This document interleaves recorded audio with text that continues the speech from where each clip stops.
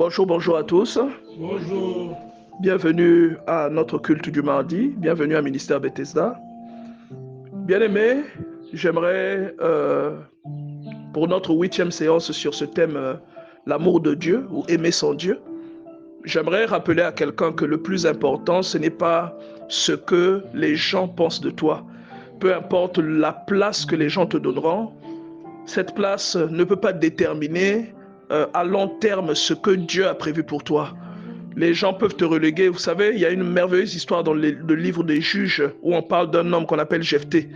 Il était né d'une prostituée. C'était le fils d'un homme qu'on appelait Galaad. Et un jour, ses frères lui ont dit, tu n'hériteras pas avec nous parce que ta maman est une prostituée. Et donc la Bible dit que Jephthé s'était éloigné de ces gens-là. Bien aimé, quand Dieu a prévu quelque chose pour toi, ce que les gens disent de toi ne compte pas. Et la brillance même que tu auras à ce moment-là viendra de Dieu. Elle ne viendra pas de tes efforts. Est-ce que quelqu'un comprend ce que je dis? Amen. La brillance, la valeur que les gens te trouveront, la qualité unique que les gens détecteront en toi ne vient pas de toi. Elle vient de Dieu. Ce n'est pas toi qui travailleras cette valeur, c'est Dieu qui la travaillera. Vous savez, dans le livre d'Exode, nous avons la preuve que Moïse avait été rejeté par ses semblables. Les Hébreux en Égypte, dans Exode chapitre 2, avaient rejeté Moïse. Il a essayé d'intervenir et de régler un problème parmi les siens. Mais ils l'ont rejeté, ils ont dit qui t'a nommé juge parmi nous. Amen. La place que les êtres humains te refusent, si Dieu te la donne, en fait, cette place, elle t'appartient. Le même Moïse, 40 ans plus tard, revient après avoir rencontré Dieu sur la montagne. De gré ou de force, ces gens-là ont accepté que Moïse était au-dessus d'eux. Ce que Dieu t'a donné détermine ce que tu vis et non ce que les êtres humains te donnent. Parce qu'un être humain peut te refuser un travail, mais en réalité, si Dieu t'a donné l'abondance, travail ou pas, il y aura des connexions qui feront que tu sois toujours dans l'abondance. Si Dieu t'a donné la créativité, même lorsqu'on te fermera les portes, cette créativité va crier plus fort que les portes que l'on t'a fermées, de sorte que tu sois visible là où tu n'aurais pas dû être visible. Lorsque Dieu a dit que ce n'est pas ton jour, même si comme Agar tu te retrouves dans le désert, là où il n'y a pas d'eau, je te jure que le puits va se former devant toi. Le Seigneur va faire surgir une source, va faire jaillir une source. Il se rappellera de sa promesse, il se rappellera de son alliance, il fera jaillir une source là où il n'y en a pas. Il y a des opportunités que Dieu positionne, mais qui ne sont pas toujours visibles. La Bible déclare même que Dieu a ouvert à Agar des yeux pour qu'elle voie qu'il y avait une source à côté d'elle. Donc il y a parfois des opportunités que tu ne vois pas aujourd'hui, que Dieu va ouvrir simplement à cause du témoignage qu'il a ou encore du programme qu'il a pour toi, à cause de ce que tu dois manifester. Vous voyez ça? C'est pourquoi vous pouvez voir David, qui était le cadet de tous ses frères. Visiblement, les espoirs n'étaient pas sur lui, parce que même son propre père ne pensait pas que lorsque Samuel est venu chercher un roi là-bas, que Dieu lui a indiqué, son propre père ne pouvait pas imaginer que c'était David. Et je vais te dire que même si toi tu étais son père, tu n'aurais pas cru que c'était David.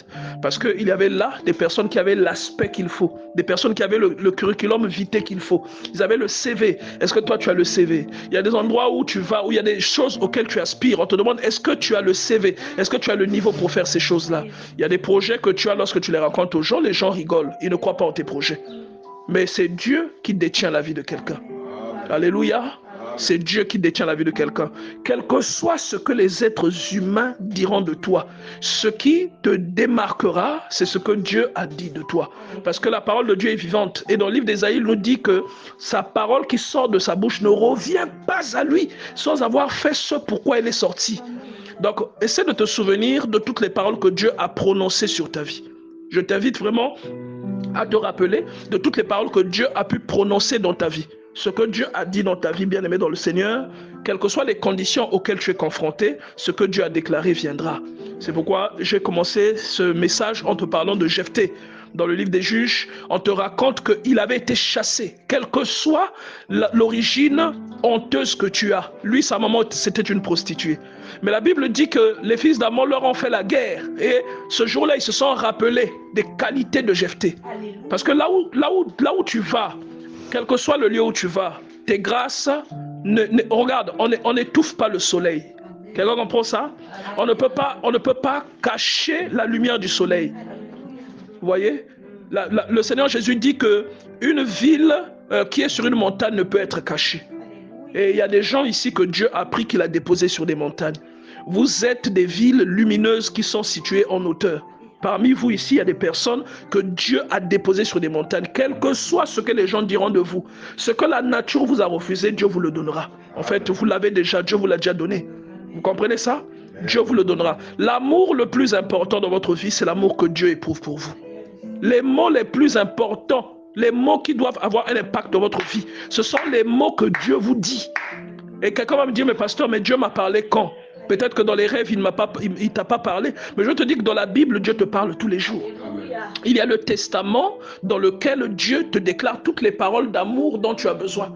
Il y a le testament dans lequel Dieu te déclare toutes les paroles qui sont nécessaires à ton épanouissement, toutes les paroles qui sont nécessaires à ta croissance, toutes les paroles qui sont nécessaires à ton éclosion. Toutes ces choses se trouvent à l'intérieur là.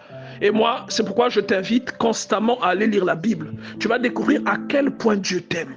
Est-ce que quelqu'un comprend ça? Il y a quelqu'un qui peut être triste aujourd'hui à cause des moments difficiles que tu es en train de traverser. Mais je te dis que si Dieu ne t'aimait pas, les batailles que tu as gagnées jusqu'à aujourd'hui, tu ne les aurais pas gagnées. Si Dieu ne t'aimait pas, il t'aurait laissé en tant que proie pour tes ennemis, afin que tes ennemis se servent de toi. Est-ce que tu comprends ça? Même lorsque les êtres humains ont l'impression que ta vie n'a pas de sens, je vais te dire qu'en réalité, ta vie a beaucoup de sens. Pourquoi? Parce que Dieu t'a introduit sur la terre. Si la vie de Judas avait du sens, Judas qui, on va dire que la Bible dit qu'il aurait mieux valu qu'il s'attache une corde autour du cou et qu'il se jette dans l'eau. Si la vie de Judas a eu son impact, combien plus forte raison ta vie? Et un exemple que je prends souvent, vous voyez le fumier. Le fumier est rejeté, mais le fumier est très riche.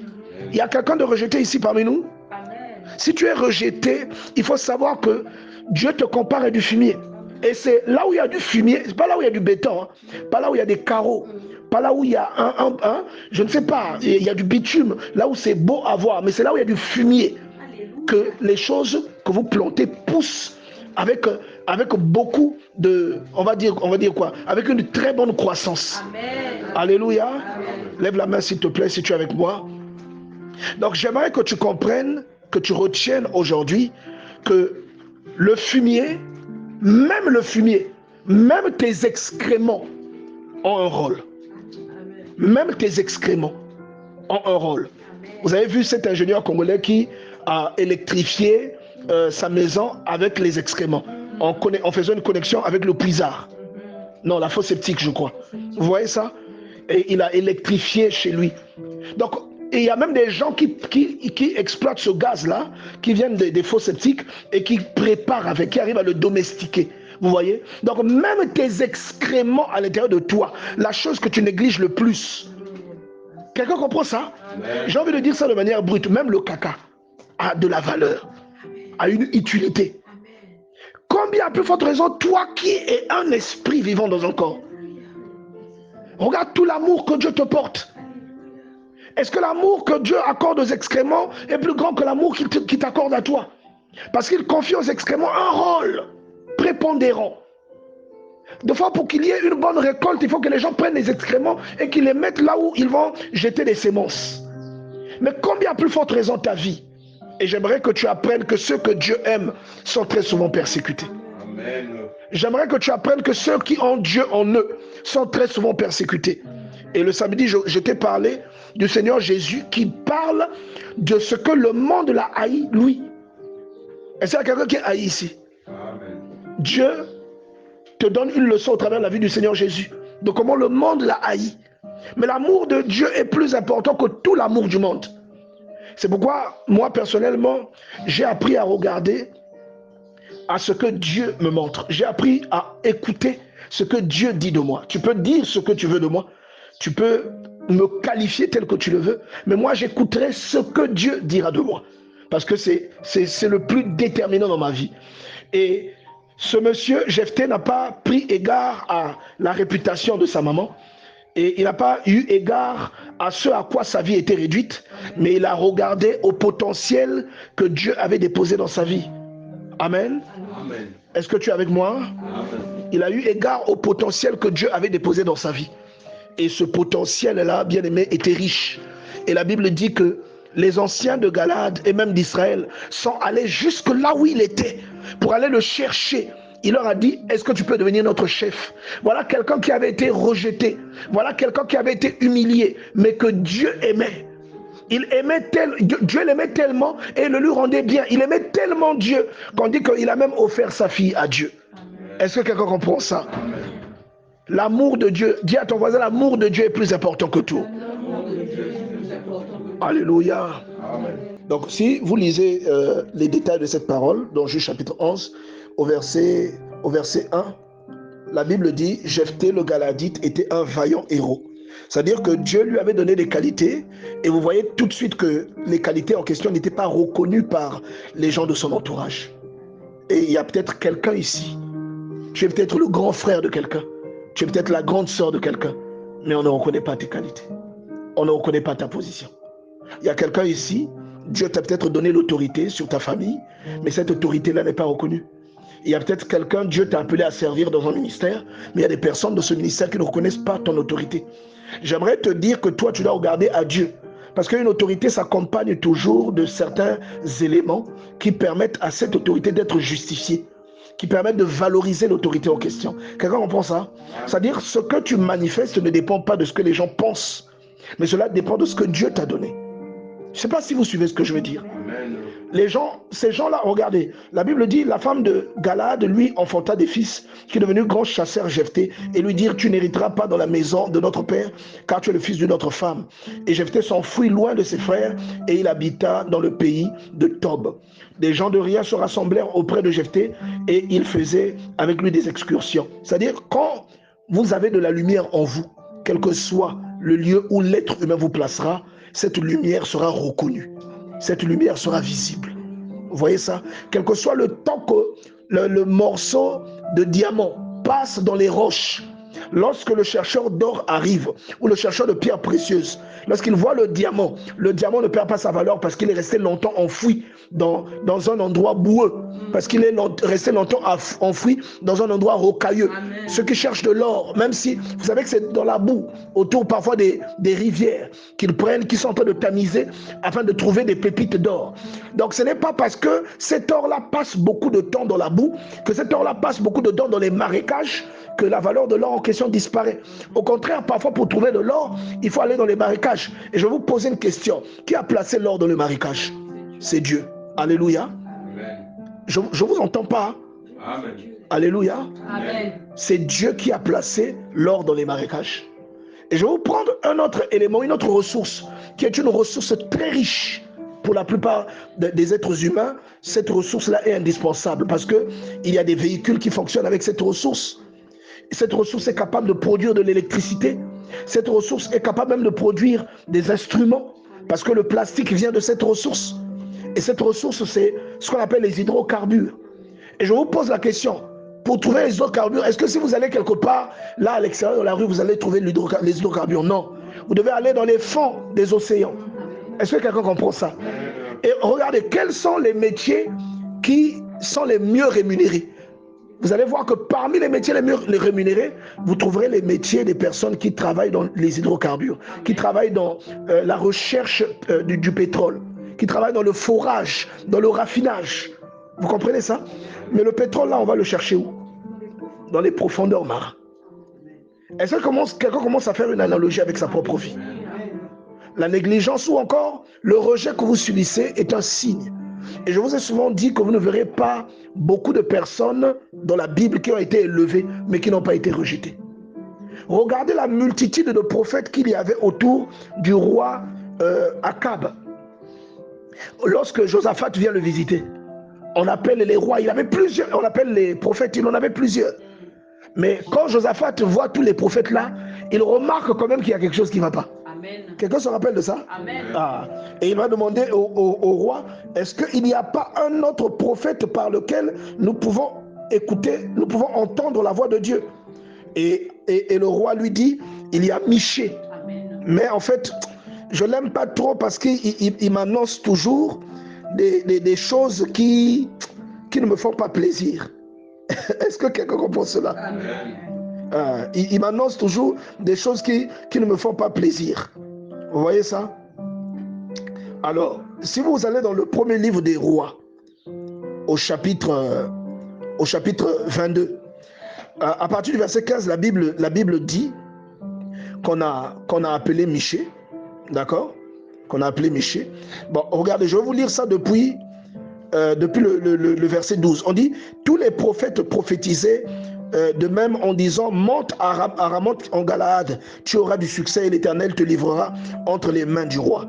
Et le messager qui était allé appeler Michée lui parla ainsi, voici les prophètes d'un commun accord prophétisent du bien au roi. Alléluia. Et que ta parole soit donc comme la parole de chacun d'entre eux. Et je veux te rappeler que tous les prophètes qui disaient du bien du roi avaient les faveurs du roi. Il faut vérifier que, sœur Inès, il faut vérifier que c'est bien positionné. Hein? Voilà. Donc, tous ces prophètes-là disaient la même chose. Bon, à votre avis, ils étaient à la solde de qui? Du roi. Ils étaient entretenus par qui? Par le roi. Michée était un dissident. Michée était une personne qui était à l'écart. Mais il savait que l'amour du roi ne lui apporterait rien. L'amour dont il avait besoin, c'est l'amour de Dieu. Quelqu'un comprend ça? L'amour dont tu as besoin, toi, c'est l'amour de Dieu. Et l'amour de Dieu t'apprend à demeurer fidèle dans tes convictions. Parce que l'amour de Dieu va remplir dans ta vie des aspects que l'amour d'un homme ne peut pas remplir. L'amour de Dieu va remplir dans ta vie des coins qu'un être humain ne peut pas atteindre. Il y a dans ta vie des aspects qu'un être humain ne pourra jamais regarder. Il y a dans ta vie des aspects qu'un être humain ne pourra jamais atteindre. Est-ce que quelqu'un comprend ce que nous sommes en train de dire ici? Donc, lorsque tu as l'amour de Dieu dans ta vie et que tu le ressens, que tu ressens cet amour de Dieu dans ta vie, tu vas apprendre à ne craindre que Dieu lui seul, à ne regarder que Dieu lui seul. Tu ne regarderas pas ailleurs. Et regardez l'ironie. Lorsque Michée arrive, la Bible déclare, lorsque il fut arrivé auprès du roi, le roi lui dit, Michée, irons-nous attaquer Ramoth en Galaad, ou devons-nous y renoncer? Il lui répondit, monte et tu auras du succès, et l'Éternel la livrera entre tes mains. Et le roi dit, combien de fois me faudra-t-il te faire jurer de me dire que la vérité au nom de l'Éternel? Donc même le roi sentait, c'est sûr qu'il avait pris même un air ironique en disant ça. Donc le roi a senti que Michée, ce qu'il disait, il se jouait un peu de lui. Et Michée répond, voici, je vois tout Israël dispersé sur les montagnes comme des brebis qui n'ont point de berger. Et l'Éternel dit, ces gens n'ont point de maître, que chacun retourne en paix dans sa maison. Et le roi d'Israël dit à Josaphat, ne te l'ai-je pas dit, il ne prophétise sur moi rien de bon. Il ne me prophétise que du mal. J'ai envie de dire à quelqu'un, bien-aimé, lorsque Dieu est dans la vie de quelqu'un, même quand ce que tu dis est la vérité, on aura l'impression que ce que tu dis est mauvais. Amen. Est-ce que quelqu'un se reconnaît dans ça? Amen. Y a-t-il quelqu'un ici qui dit souvent des choses qui sont toujours mal prises, alors que les choses là sont vraies? C'est la caractéristique des personnes qui ne savent compter que sur l'amour de Dieu. Quand quelqu'un compte sur l'amour de Dieu, tu vas voir que qu'un être humain t'aime ou ne t'aime pas, c'est pas trop ton problème. Alléluia. C'est pourquoi arrête de quémander. Dis à ton voisin, arrête de quémander l'amour des hommes. Alléluia. Est-ce que quelqu'un suit ce que nous disons? Et malgré tout ce que Michée a annoncé est arrivé. Alléluia. Ce que Michée a annoncé est arrivé. Et j'ai envie de te dire, bien-aimé dans le Seigneur, l'amour le plus important dans la vie d'un être humain, qui peut changer le cours de ton existence, c'est l'amour que Dieu a pour toi. Nous en avons une autre preuve dans le deuxième livre des rois au chapitre 20. Deux rois chapitre 20 nous parle de l'histoire du roi Ézéchias. Je vous raconte souvent cette histoire. L'histoire d'Ézéchias, de roi chapitre 20. À partir du verset 1, on nous dit que Ézéchias tomba malade. Et on dit que dans sa maladie, Dieu a envoyé, comment vous l'appelez, Ésaïe, dire à Ézéchias qu'il allait mourir. Lorsque Ézéchias a cité à Dieu, a rappelé à Dieu pour toucher le cœur de Dieu, combien il avait été dévoué au service de Dieu, combien il avait eu de l'amour pour les préceptes de Dieu et de la haine pour les choses que Dieu est. Dieu s'est souvenu de sa bonté. Dieu s'est rappelé que Ézéchias avait marché droit devant lui. Et Dieu a eu de la compassion pour Ézéchias. Il n'y a aucun amour qui peut avoir dans ta vie l'effet que l'amour de Dieu va avoir dans ta vie. Amen. Il n'y a aucun amour. L'amour d'un esprit, l'amour d'un être humain, l'amour de ta femme, l'amour de ton mari, de tes enfants. Aucun amour ne peut t'emmener dans les avantages ou dans les hauteurs que l'amour de Dieu peut ouvrir dans ta vie. Amen. Alléluia. Amen. Ce que l'amour de Dieu emmène dans ta vie, aucune condition humaine ne pourra emmener ça. Amen. Et parfois même tu auras été rejeté par les êtres humains. Parfois, on ne verra que tes défauts physiques, tes défauts corporels, les défauts liés à ton comportement, les défauts liés à ton indigence, les défauts liés à ta limitation. Mais Dieu qui voit plus que ça ne regardera pas ces défauts-là. Est-ce que tu comprends? Personne ne peut t'aimer comme Dieu t'aime. Personne ne peut t'aimer comme Dieu t'aime, bien-aimé dans le Seigneur. Personne ne pourra t'aimer comme ça. Je vais te rappeler que Dieu voit tous tes défauts. Je vais être même un peu grossier. Lorsque tu vas aux toilettes, que tu t'es pas bien nettoyé, Dieu est au courant de ça. Est-ce que quelqu'un comprend ça? Lorsqu'il fait trop froid, que tu fais le demi-terrain, tu fais 10 €, Dieu est au courant de ça. Est-ce que tu sais ça? Mais il ne te jugera pas par rapport à ça. Est-ce que tu peux acclamer le Seigneur, s'il te plaît? Alléluia. Il ne te jugera pas par rapport à ça. Tu sais ça? Amen. Il ne te jugera pas par rapport à ça. Lui, il voit tous les détails. C'est-à-dire, il voit ce que l'être humain ne voit pas. Mais il ne se limite pas à ce que l'être humain voit. C'est pour te dire que ce que l'être humain voit en toi est moins important que ce qu'il ne voit pas. Il y a des choses en toi qui sont cachées, qui ne sont visibles que par l'esprit. Et c'est pourquoi celui qui grandit en esprit apprend à apprécier les gens même quand ils sont remplis de défauts. Vous comprenez? Il apprend à ne pas se limiter aux défauts qui sont visibles. On a la personne là est sale, on a la personne là n'est pas jolie, on a la personne là ne se tresse pas bien, on a la personne là est égoïste, la personne là est kaboulavé. Il ne se limite pas à ça. Il va au-delà. Et moi j'appelle ça avoir le cœur de Dieu. Parce que c'est comme ça que Dieu regarde l'être humain. L'amour de Dieu est la chose la plus importante que toi, tu peux rechercher dans ta vie. Recherche que Dieu t'aime. Ne recherche pas que les êtres humains t'aiment forcément, ou que les êtres humains t'acceptent forcément, ou que les êtres humains te donnent leur approbation forcément. Tu as besoin de l'approbation d'une seule personne. Tu as besoin de l'approbation de Dieu. Combien même tu es rejeté par tous, mais lorsque Dieu t'a aimé, bien aimé, cela te suffit. Cela te suffira. Et cela t'emmènera là où Dieu veut que tu ailles. Cela te fera atteindre les lieux que Dieu a préparés pour toi. Alléluia. Joseph, il avait 11 frères. Parmi les 11, il y en avait 12 qui le détestaient. Vous voyez ça? 12 de ses frères le détestaient. Mais je vous dis la vérité. L'amour de Dieu a suffi pour que Joseph vive ce que Dieu avait prévu pour lui. L'amour de ses frères n'a contribué en rien à ce qu'il est devenu. Même l'amour de son père n'a contribué en rien sur ce qu'il est devenu. Quelqu'un comprend ça? L'amour de Dieu, à lui seul, a été suffisamment grand pour que Joseph atteigne ses objectifs. Quelqu'un suit ce que nous sommes en train de dire ici? Pour que Joseph atteigne ses objectifs, il a fallu que l'amour de Dieu se manifeste. Il a fallu que l'amour de Dieu soit au-dessus, que l'amour de Dieu ait une forme de prééminence sur toutes les formes d'amour que lui, il a pu connaître ou il a pu observer. Quelqu'un comprend cela? C'est pourquoi David... Donc c'est pourquoi tu vas voir par exemple David déclarer dans le psaume 27 une parole qui parfois, si tu n'es pas mûr, tu ne peux pas comprendre la profondeur de la parole en question. Quelqu'un comprend? Il dit au psaume 27 au verset 10, « Car mon père et ma mère m'abandonnent, mais l'Éternel me recueillera. » Mon père et ma mère m'abandonnent. En fait, il n'est pas en train de dire que son père et sa mère l'abandonnent. En fait, David, ses chansons étaient souvent prophétiques. Ces chansons étaient souvent destinées à des personnes telles que toi et moi, à des personnes qui ont connu le rejet, des personnes qui ont été abandonnées. Et je vais même te dire, le rejet que tu peux vivre des hommes est le fumier de l'élévation. Non, tu n'as pas compris cette parole. Ce que tu traverses aujourd'hui, la méchanceté des hommes qui t'assaillent de toutes parts, le mépris que tu connais de ta famille. Parfois, tu as quelqu'un qui est en dessous, qui est moins âgé que toi. Mais lui, il travaille, toi, tu ne travailles pas. Ou lui, il a de l'argent, toi, tu n'as pas d'argent. Ou lui, il a des enfants, toi, tu n'as pas d'enfants. Et par conséquent, ça fait naître de l'orgueil en lui parce qu'il n'est pas mature. Il te méprise. Je suis en train de te dire que le mépris que tu vis des gens de ta famille, c'est le fumier de l'élévation que Dieu a préparé dans ta vie. Et vous allez voir que le mépris, vous allez voir que la haine peut être un fumier puissant.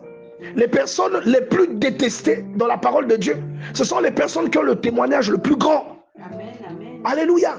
Lorsque vous voyez comment David était détesté par Saül, que vous voyez le témoignage de David, il a eu un témoignage extraordinaire. Vous voyez comment l'apôtre Paul était détesté. Il s'en plaint beaucoup dans ses épîtres. Et vous allez voir le témoignage de l'apôtre Paul. Vous allez voir l'amour que Dieu avait pour l'apôtre Paul. En fait, ces choses-là doivent nous servir de témoignage. Ces choses-là doivent devenir des leçons pour nous. C'est pourquoi, bien aimé, ne quémande jamais l'amour de quelqu'un. On t'aime, c'est bien. On ne t'aime pas, c'est pas grave. Toi, tu continues d'avancer.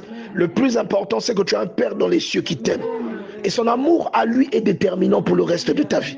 C'est son amour à lui qui te maintient vivant. C'est son amour à lui qui t'ouvre les portes, qui te permettent d'être distingué. Les gens t'aimeront, ils ne t'aimeront pas, ça n'influencera pas ta vie. Est-ce que vous comprenez ça? Et il faut que tu comprennes. Peut-être tu vas te dire, toi, tu as peut-être besoin d'amour. Tu as besoin que les gens t'aiment. Et parfois, il est important que les gens ne t'aiment pas. Parfois, c'est important. Le fait que les gens ne t'aiment pas peut te conduire exactement là où tu dois aller. Le fait qu'on n'ait pas aimé, comment vous l'appelez, Joseph, a conduit Joseph dans la maison de Potiphar.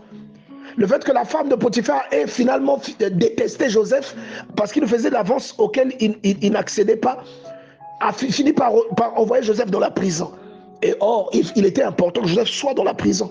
Depuis le départ, depuis lorsqu'il était à Sichem avec son papa, il était important que Joseph se retrouve en prison parce que c'est là-bas qu'il rencontrerait le destin. C'est là-bas qu'il croiserait le fonctionnaire de Pharaon, qui parlerait de lui à Pharaon. Donc depuis le départ, il aurait dû aller en prison. Mais pour qu'il aille en prison, il fallait qu'il soit détesté. Je ne sais pas si quelqu'un est en train de comprendre pourquoi on le déteste. Même si ce pourquoi on te déteste, tu n'as pas encore trouvé la raison. Mais il y a une raison qui est salutaire. Il y a une raison qui a un rapport avec ce qui est céleste. Il y a une raison qui a un rapport avec ce qui est divin, avec le plan de Dieu pour ta vie. Alors cesse de te lamenter, bien-aimé. Cesse de te lamenter.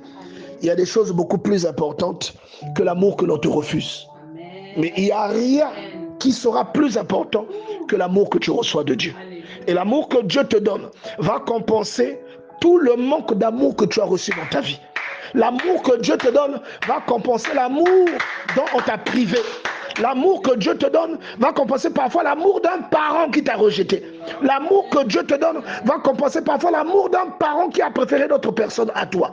L'amour que Dieu te donne va guérir les blessures que tu as. L'amour le plus important dans la vie d'un être humain, c'est l'amour que Dieu a pour lui. Alléluia. Ne l'oublie jamais. Ne l'oublie jamais. C'est pourquoi, par exemple, ton enfant a besoin de ton amour. Parce qu'en fait, ton amour, c'est la maquette de l'amour de Dieu pour toi. L'amour que tu donnes à ton enfant, c'est la maquette de l'amour de Dieu que Dieu te donne à toi. Les gens peuvent haïr ton enfant, mais si toi, tu l'aimes, est-ce que quelqu'un se retrouve? On peut détester ton enfant, hein? On peut le critiquer, le maltraiter, le brimer. Mais si toi, tu l'aimes, ton enfant sera équilibré. Ton enfant aura un déséquilibre si toi, tu ne l'aimes pas. Tout le monde peut l'aimer. Mais si toi, tu ne l'aimes pas, ça peut détruire sa vie. Vous le savez?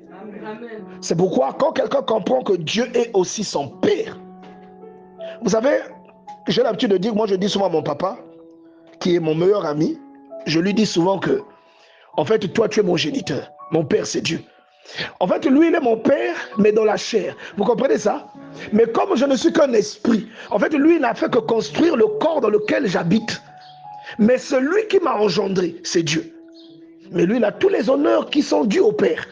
Il a tous les avantages et tout le respect dû au Père. Vous comprenez? Tout l'amour qu'un Père mérite, il l'a.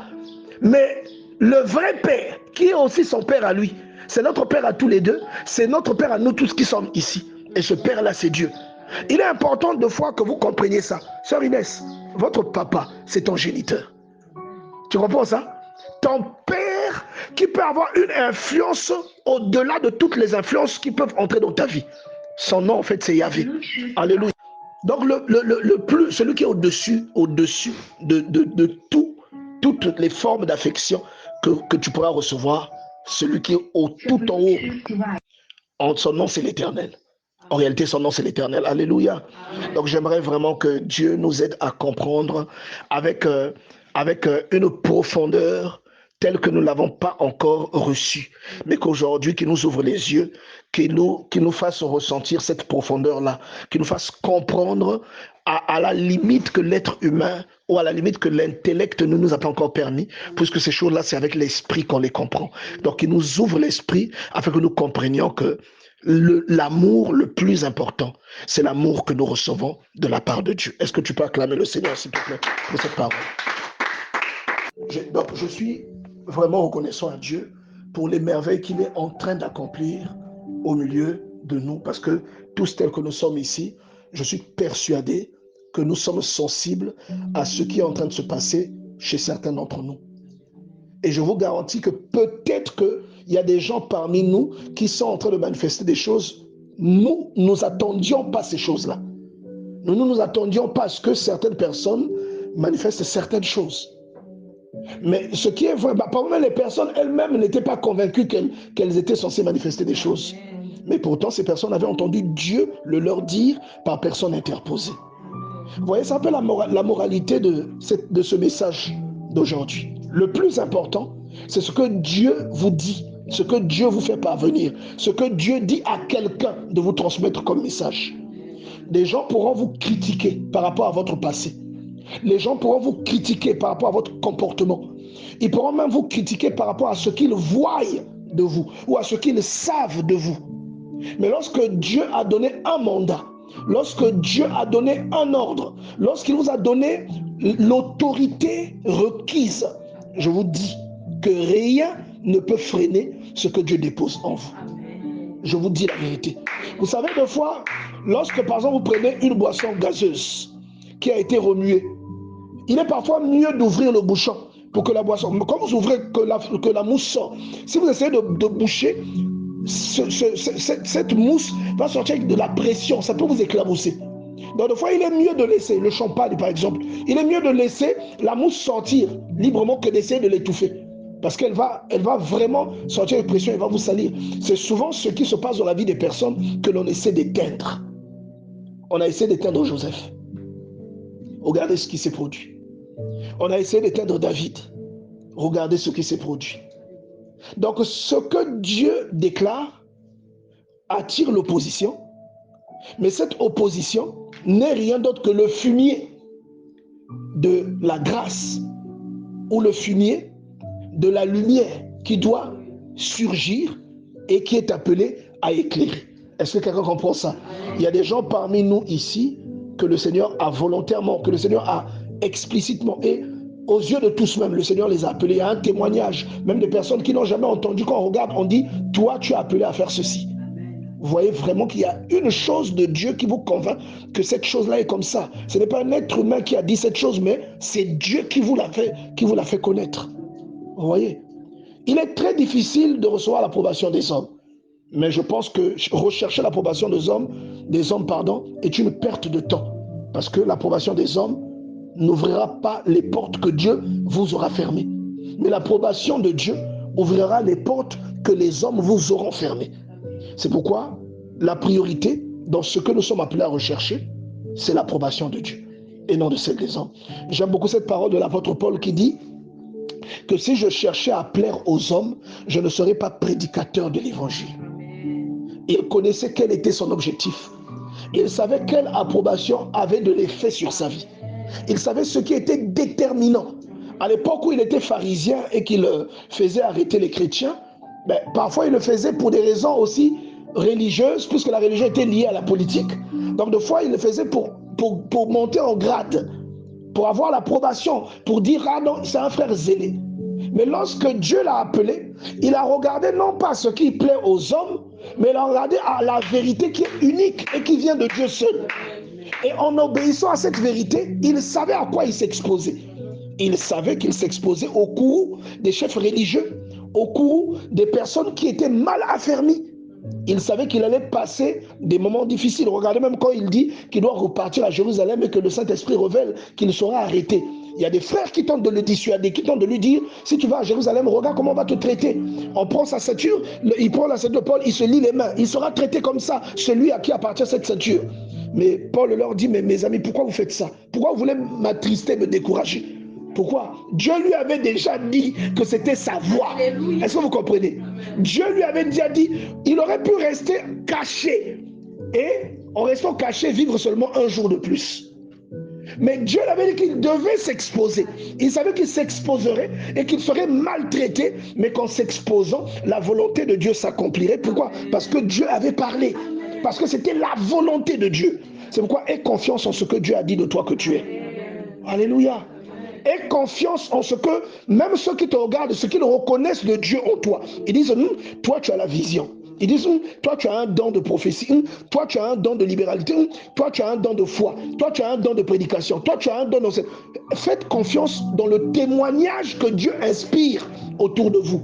Même lorsque vous n'en êtes pas persuadé, faites confiance à ce témoignage-là parce que c'est un témoignage de l'esprit. Il y a même des personnes qui vont dormir et faire un songe. Je vous ai raconté ce qui s'est passé le samedi passé avec le pasteur Eloki et qui s'est passé dans la nuit avec la sœur Priscilla. Le rêve que la sœur Priscilla a fait, c'est exactement ce que le pasteur Eloki a vécu avec moi. Mais les fruits que le pasteur Eloki a manifestés, ce sont les fruits que la sœur Priscilla a manifestés sans avoir vécu ce que le pasteur Eloki a vécu charnellement avec moi. Elle a vu ça dans le songe. Non, quelqu'un n'a pas compris ce que j'ai dit. Hein? Est-ce que tu as compris ça? Et ça me rappelle le livre des Nombres. Dans le livre des Nombres, le Seigneur, au chapitre 11, le Seigneur dit à Moïse qu'il devait prendre 70 anciens, les emmener quelque part et les consacrer pour que l'Esprit de Dieu aille sur eux. Donc Dieu a dit, je descendrai, Nombre 11, 17 je crois, je prendrai un peu de ton esprit et je le déposerai sur certains afin que tu ne sois pas le seul à porter la charge de ce peuple, mais que les autres le portent avec toi. Il y a 2 qui étaient aux abonnés absents. 2 parmi eux n'étaient pas là. Donc il n'y avait que 68 au lieu de 70. Mais la Bible dit que quand l'Esprit est descendu et qu'ils ont commencé à prophétiser, même ceux qui étaient restés dans le camp ont commencé à prophétiser là-bas. Et Josué est venu dire, donc il y a un petit qui est venu dire, ceux qui sont au camp sont en train de prophétiser. On a donné leur nom. Josué a dit à Moïse, il faut les empêcher. Moïse a dit, non, est-ce que tu serais jaloux à ma place? Est-ce que vous comprenez ça? C'est-à-dire que même quand l'être humain reconnaît que Dieu lui a donné un ordre, que dans ce ordre-là, il y a le nom de la sœur Lise, même quand la sœur Lise est absente, il faut que tu saches que sœur Lise, ton nom n'est pas là par hasard. Il est là parce qu'il y a eu une réunion dans le ciel, au cours de laquelle ton nom a été cité. Est-ce que tu comprends ça? Que tu sois présent ou pas, ce qui t'est destiné t'atteindra. Et c'est ce qu'on nous dit dans l'évangile de Jean. On dit que ce qu'un homme reçoit, c'est ce que le ciel lui accorde. Donc même si vous vous cachez dans un trou, même si on prend la sœur Nadia, on la dépose dans un trou, ce que Dieu a dit que ça l'atteindra, ça viendra dans sa vie. Que ce soit une grâce, que ce soit une promotion, que ce soit un don spirituel, ça viendra dans sa vie. Moïse est parti à Madian. Il s'est réfugié, il était immigré. Il est resté caché là-bas. Mais Dieu savait que c'était lui qui avait été envoyé pour délivrer le peuple d'Israël.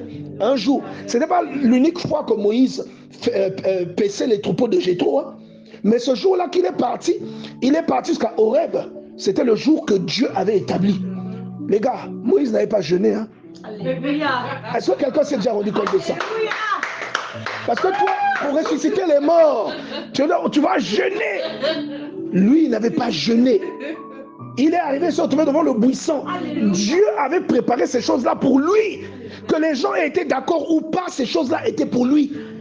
Sœur Inès, je ne sais pas si tu comprends là où nous sommes. C'est-à-dire, même si les gens n'avaient pas été d'accord, quand tu vois Exode chapitre 2, les gens avaient dit, qui t'a nommé juge parmi nous? Mais Dieu avait dit que c'était pour Moïse. Dieu le lui avait donné. Donc par conséquent, quand il arrive là, il voit le buisson, il voit un buisson qui est en feu, mais qui ne brûle pas. Il dit, il y a un problème. S'il y a le feu, ça doit brûler. Amen. Donc il essaie d'avancer pour comprendre et il essaie de se détourner pour bien voir. Et c'est là qu'il entend la voix de Dieu l'appeler à l'intérieur. Donc je suis en train de te dire qu'il y a une chose qui t'est réservée, que Dieu t'a donnée, que Dieu t'a léguée. Aucun homme ne peut empêcher cette chose-là. Là où il t'a appelé, tu vas croître dans ce dans quoi il t'a appelé. Vous savez que le miracle qui a consisté à transformer le bâton en serpent ou la main à rendre la main lépreuse, c'était un miracle, c'est comme on appelle les préludes. C'était un miracle initial, mais ce n'était pas l'intégralité des miracles que Moïse était appelé à accomplir.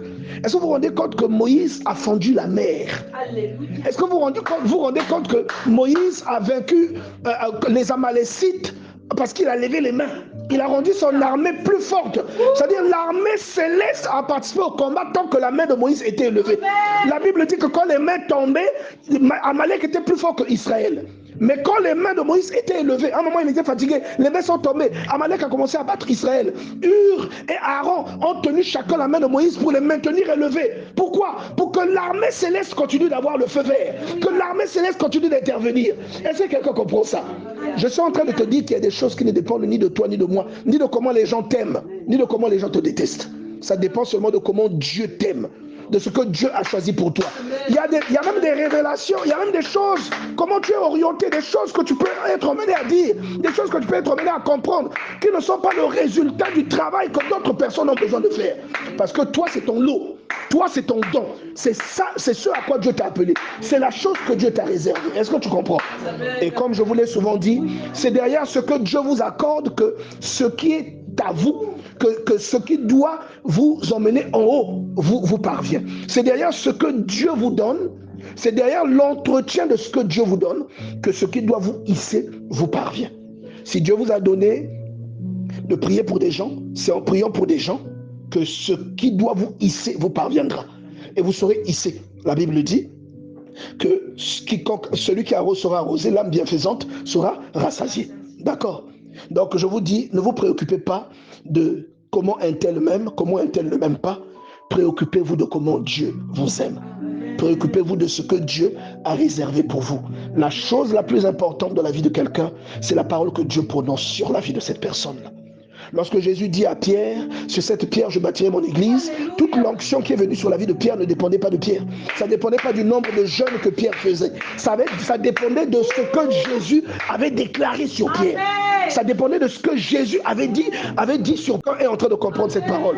Ça ne dépendait plus de qui a dit quoi, qui a consacré quoi. À l'époque, il y avait toute une organisation religieuse. Il y avait des pharisiens, il y avait des comment vous les appelez, des hérodiens. Il y avait beaucoup de clans comme ça qui servaient le Seigneur. Et on dit qu'aucun de ces clans n'avait donné l'approbation aux apôtres. Au contraire, ils combattaient les apôtres. Amen. Le miracle que Pierre a fait devant le temple, que le paralytique là se soit levé, est venu de la décision de Dieu de lui faire don du Saint-Esprit. Dans Acte 2, lorsque le Saint-Esprit est descendu, ce n'est pas parce que quelqu'un avait détesté ou aimé Pierre. C'est parce que Dieu l'avait aimé, que Dieu avait estimé. Vous savez qu'il y a des gens qui prient plus que vous, mais qui ont moins de révélation que vous. Il y a des gens qui prient plus que vous, mais qui ont moins de chance que vous.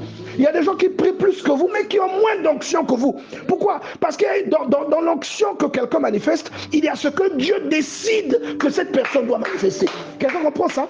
Il y a ce que Dieu... Est-ce que vous savez qu'il y a des gens qui pêchent plus que vous, mais qui sont quand même plus élevés que vous? Amen. Il y a des gens qui pêchent plus que vous, mais qui accomplissent quand même plus d'exploits que vous. David a péché plus que Saül, mais David est resté bien au-dessus de Saül parce que Dieu l'a voulu ainsi.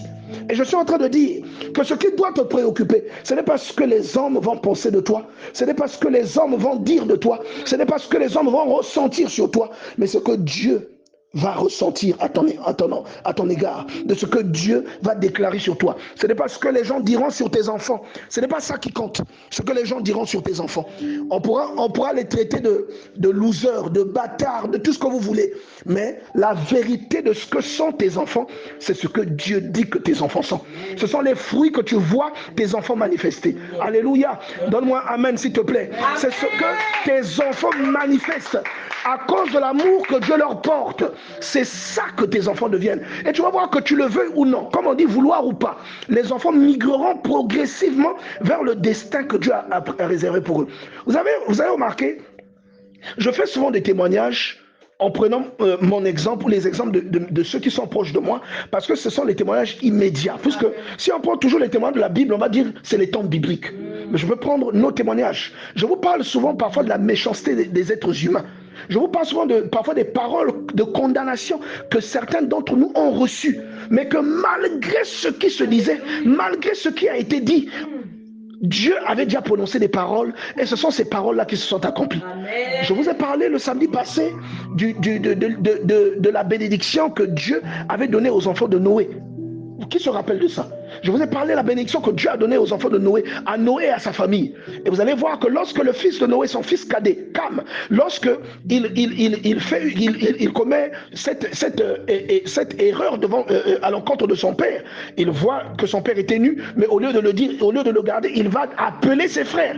Donc quand Noé sort de son état d'ivresse et qu'on lui dit ce qu'il a fait, il est fâché. Vous voyez bien que Noé, c'est Cam qu'il a envie de punir. Mais qu'est-ce qu'il fait? Il punit le fils de Cam. Pourquoi? Parce que Cam est déjà béni par Dieu. Plus personne ne peut te maudire. Amen. Si Dieu a dit une parole sur toi, plus personne ne peut te maudire. Fut-elle cette personne un président, même si cette personne a une autorité, même si cette personne est un pasteur, même si cette personne est je ne sais pas, ton supérieur dans quelque domaine que ce soit, plus personne ne peut te maudire parce que Dieu t'a déjà béni. Parce que Dieu t'a déjà béni. Apprends à faire confiance à ce que Dieu déploie dans ta vie. Apprends à faire confiance au plan que Dieu est en train de te révéler. Ne vois pas les circonstances que tu traverses aujourd'hui. Il y a beaucoup de personnes qui sont aujourd'hui élevées en dignité. Si vous voyez le départ, si vous voyez comment ils ont commencé, vous n'allez pas croire. Regardez Gédéon. Regardez l'opinion que Gédéon a sur lui-même. Lorsque la Bible dit l'ange de l'Éternel lui est apparu alors qu'il était en train de battre du froment. Regardez le point de vue qu'il a sur lui. Regardez l'image qu'il a de lui. Une image dégradée. Regardez l'image que Gédéon a de lui. Mais Dieu disait autre chose sur lui. Amen. Vous voyez ça? Gédéon, quand l'ange de l'Éternel lui dit l'Éternel est avec toi, vaillant héros. Gédéon refuse. Il dit non, s'il est avec nous, on ne serait pas esclave des Madianites. Mais il ne savait pas ce que Dieu avait dit de lui qu'il était. Et après, l'ange de l'Éternel va l'informer. Il va lui dire, mais tu as la capacité de dire, va avec cette force que je te donne, délivre Israël. Il ne savait même pas que Dieu lui avait donné une force. Amen. Il ne le savait pas. Donc il dit à l'Éternel, il dit à l'ange qui lui parle, il lui dit, j'appartiens à la plus petite tribu. La maison de mon père est la plus petite de la tribu et je suis le plus petit parmi mes frères. Est-ce que tu comprends? Donc il était le moins important aux yeux des hommes, mais aux yeux de Dieu, c'était un vaillant héros. Je ne sais pas quel surnom on t'a donné. Je ne sais pas qu'est-ce que les gens ont dit de toi que tu es. Alléluia. On t'a surnommé la grosse. On t'a surnommé peut-être, je ne sais pas. Est-ce que tu es avec moi? Lève la main si tu es avec moi. Je ne sais pas quel surnom on t'a donné. Le galéreur, je ne sais pas. On t'a donné des surnoms en fonction de ce que tu traverses. Tu vois, la répudiée, le célibataire endurci. On t'a donné un surnom. Le chômeur. Mais ce que tu es, ce n'est pas ce surnom. Ce que tu es, c'est comment Dieu te voit. Devant Pilate, Jésus était un simple juif. Mais dans le monde de l'esprit, Pilate était devant son Créateur. Pilate était devant un roi. Et Jésus lui dit que le pouvoir que tu l'as parce qu'il t'a été donné sur moi. Il dit que j'ai la capacité de commander et de déclencher un événement de sorte que les anges du Seigneur viennent me défendre. Vous voyez ça? Il y a plein de choses que Jésus dit comme ça pour montrer la réalité qui est dans l'esprit. Et quelquefois, nous oublions que cette réalité est vraie parce que nous avons le regard uniquement sur le corps. Nous avons le regard sur l'aspect extérieur. Nous avons le regard sur le physique. Mais lorsque vous lisez les évangiles, que vous voyez Jésus sur la montagne, est-ce que quelqu'un comprend ça? Avec Pierre, Jacques et Jean. Lorsqu'ils montaient la montagne, Jésus avait un aspect tel que tout Nazareth le connaissait. Mais quand ils sont arrivés au sommet de la montagne, Pierre, Jacques et Jean ont vu Jésus sous un aspect qu'ils n'avaient jamais vu de lui. En fait, Jésus avait toujours été comme ça. Mais sauf que humainement, on a l'habitude de se limiter seulement à ce qui est corporel. Vous comprenez ça? Mais il y a une nature qui est de Dieu, que Dieu t'a donnée. Une nature à laquelle Dieu t'a attaché. Une nature qui est la réalité de ce que tu es en esprit. Une nature qui te permet de commander aux événements. Une nature qui te permet de commander aux morts. Les morts ressuscitent. À commander aux situations qui sont en train de se dégrader dans ta vie, de reprendre vie, de fleurir de nouveau. De commander à une question qui te faisait pleurer, de te faire aujourd'hui maintenant rire. Tu as cette capacité qui vient de Dieu. Et ces gens-là, quand ils ont vu Jésus comme ça, et ils ont su que Jésus avait des relations, tu peux avoir la relation. Tu sais que dans l'évangile de Luc, je crois au chapitre 7 ou au chapitre 8, on nous parle de Jésus et de ceux qui soutenaient son ministère. On parle de la femme de l'intendant d'Hérode, on parle de beaucoup de personnes d'influence qui le soutenaient, qui finançaient son ministère. Donc on peut se dire que le poids, les relations de poids que Jésus avait dans le monde, c'était ces gens-là.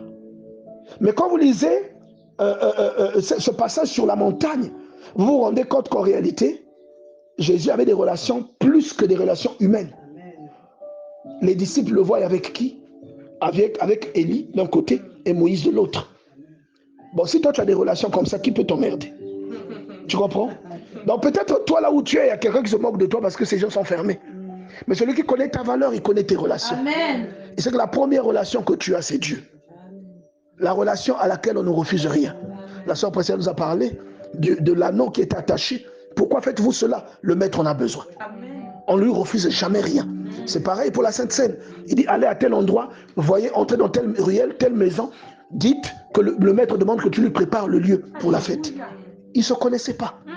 Et la Bible dit que le maître a dit que c'est ici qu'il passera la Pâque. Dans ta pièce là. Et le type a préparé. Et Jésus a passé la Pâque là. On ne lui refuse jamais rien.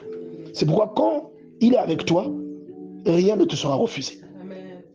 Même là où tu vois des choses qui semblent des échecs, c'est juste que ce n'est pas sa volonté. Quand tu vois des choses qui traînent, c'est juste que ce n'est pas encore le moment. Mais en réalité, ce que tu cherches, il te l'a déjà accordé. Quelqu'un comprend ça? Tu peux avoir la télé. Si la station ouvre à partir de 8 heures, elle ferme à partir de minuit. Tu as beau avoir la télé, tu n'auras pas les programmes, tu ne suivras aucun film. À l'époque de Télé Congo ouvrait à 12 heures, si vous vous rappelez bien. Bon, Lise, visiblement, tu n'as pas connu ça. Les anciens qui sont ici, les Morel, les sœurs Inès, les Nadi, vous savez que Télé Congo ouvrait à 12 heures. À 12 heures, donc vous voyez, il y avait une boule d'abord pour illustrer la station là. 12 heures, Yaka et Tosepe Limingi, qui se rappelle de ça? Voilà, il y avait ça à 12 heures. Et puis après, on mettait un programme pour enfants. Après, il y avait le journal. 18h, il y avait Bassango. 20h, il y avait le film. Vous voyez? Mais quand, vers 22h fort, Télé Congo fermé, tu pouvais allumer la télé à 1h du matin. Tu voyais seulement l'image, le flou là. C'est comme ça aussi avec les choses, avec les choses que tu as de la part de Dieu. Quelqu'un se retrouve? Avec les choses que nous recevons de Dieu, c'est pareil. Il y a des choses pour se manifester, il faut que le temps arrive. Et c'est ça que le psaume 1 confirme. Il porte du fruit en sa saison. Vous comprenez ça? Donc, que l'être humain vous déteste, c'est pas grave. Que Dieu vous déteste, là, il y a un problème. Que l'être humain vous déteste, ne vous inquiétez pas. Que Dieu vous aime, votre problème est réglé. On acclame le Seigneur, c'est tout.